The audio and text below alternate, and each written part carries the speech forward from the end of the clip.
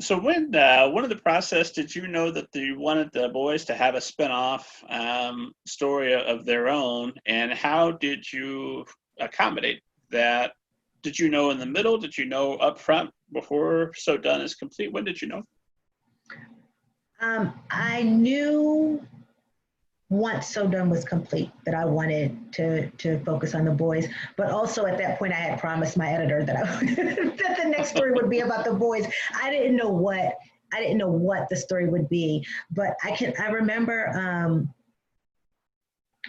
when I wrote the scene where Mila is talking to her brother JJ, and he says to her, "Yeah, they're doughboys, right?" And she's surprised.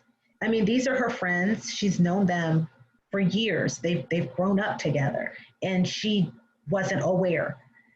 Where we find that Tay pretty much suspects, and she's hip to it, and she's kind of intrigued by it.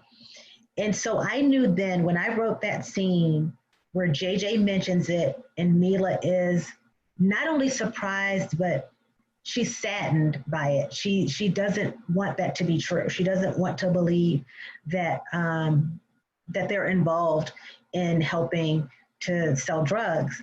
So that's when I knew what the crux of the story would be. It would be them. How did they get into it, and how are they dealing with it? It was very important to me that their humanity be shown, because very frequently when we think about young boys and girls out there doing something like helping somebody to sell drugs or whatever, we're immediately ready to reprimand, we're ready to, shame, and we forget that there may be circumstances that led to it, some out of their control. And I wanted to put that story out there. I love that she had back and forth between Mila and her father, who fancies himself. I think you said he's a ghetto professor. I guess while he's washing dishes, he's lecturing about the Cove and the community. And there's been this recent article about how terrible the Cove is that makes it sound like it's the zombie-torn wasteland, and you could kind of show both perspectives that way. I don't know if there's a question there. I just like that you did that. There was no question. Yes, I love Jamal's character, because I think it's, again, it's important to show that the low income, working class projects where people live, these people are still working. These people are still, like, it's, I think it's so easy for people to believe, to have one vision in their head of what a neighborhood like the Cove is like. And I wanted to make sure that people understood it's a neighborhood like any other. There are parents out there, working and doing the best they can to raise their kids, and their kids are out there exploring the world beyond their parents. And sometimes it works out and sometimes it doesn't. So Jamal is my, he's my voice of reason, because he's a single father raising 3 kids. And so he obviously, he's working 8, 9, 10 hours a day, whatever the case might be. So he can't be there all the time, but he wants them to understand that, their neighborhood is only as good as they make it.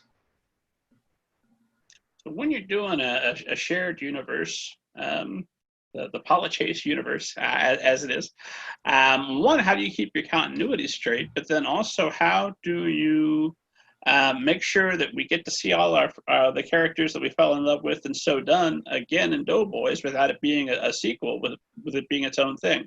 How do you fight your own temptation? I want to spend more time with the characters I love so much. Yeah, it's interesting because they call it a companion book. So it's not a series, but they call Doughboys a companion book because it's in the same world, but I am focused on 2 different characters. And it was important to me that first of all, I hope that you can read one without reading the other, or I hope you could read them out of order if you wanted to. I think that you can. But what was real important to me was that the friendship stay consistent, that it's the same friendship. We're just seeing it through two different characters' eyes. And so when we see Simp and Raleigh in So Done, Simp is more of a sidekick almost. We get the feeling, just based on what Tay says to us, that Raleigh is the alpha friend and Simp is just always tagging along, and she just wishes that he would leave Simp home sometimes. And so we get the impression that Simp might be, sort of quiet. I mean, he mouths off, but again, we think he's the secondary friend. But in Doughboys, we realize that that's not necessarily the case. So the first time that my editor read Doughboys, she commented on that, and she said, "Oh, Simp seems more talkative than I seem to remember." And I said, "But that's because you're remembering him through the lens that the girls saw.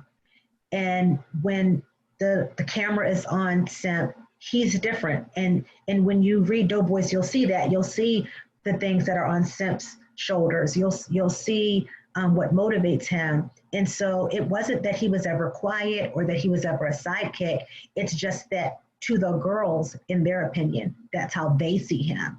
And that's what I wanted to do with the story. Every time the lens is on somebody different, you're going to see them step up a little bit, and their character is going to come to life a little bit more because they're the ones in front of the camera and everybody else has to fade back a little bit.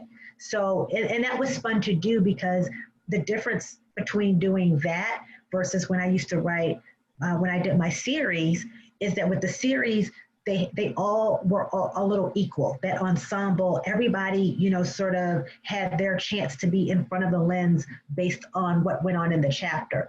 And that didn't happen in these two books. It was only about those kind of two characters at a time.